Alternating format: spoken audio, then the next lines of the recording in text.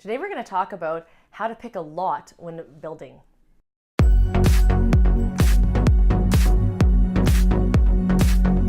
Hi, this is Melanie Wilson with the reLIFE team at RE/MAX Elite, and today I'm going to talk to you about how to pick a good lot.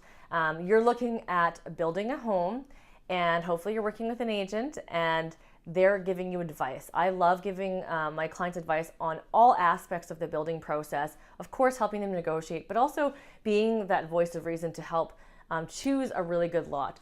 Sometimes when lots are cheap, it doesn't mean it's always the best deal to buy, and you want to look at the long-term equity growth of that lot specifically. Sometimes builders or sort of developers make that certain lot cheaper because they need to incentivize people to buy that lot. So you think, oh, I'm getting this home for a lot cheaper, maybe $5,000, $10,000, $15,000 cheaper because of the lot. Sometimes it's not worth it. And developers actually, just a tip for you, they actually charge more money for a corner lot because technically it is more land. But here's the thing in resale, not necessarily does that translate. A lot of times the corner lots are harder to sell because it is a corner lot. It's busier, there's more shelving to do in the winter and more upkeep. So that's something to consider because you're going to be paying extra for that lot, but yet when you resell it, it's going to actually sell for less.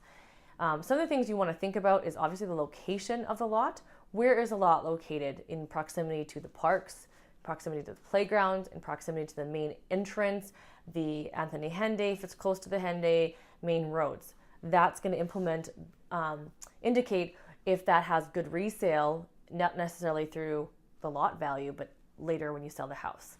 Other things to consider, is it a pie-shaped lot? Developers are starting to move into smaller and smaller building pockets. So you're starting to see a lot of 0 lot lines, 22, 24, 26 pockets.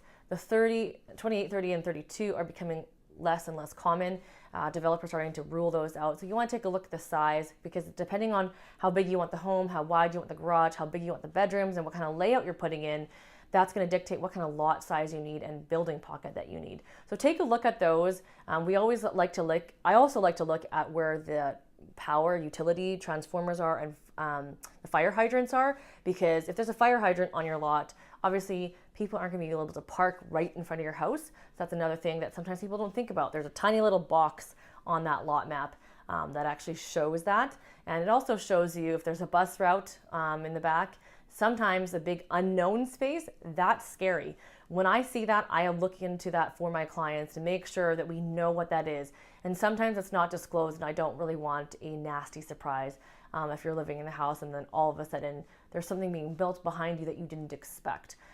If you're backing onto duplexes or apartments, that lot's going to be cheaper and should be cheaper than other homes, or if you're in a little bit of a cul-de-sac.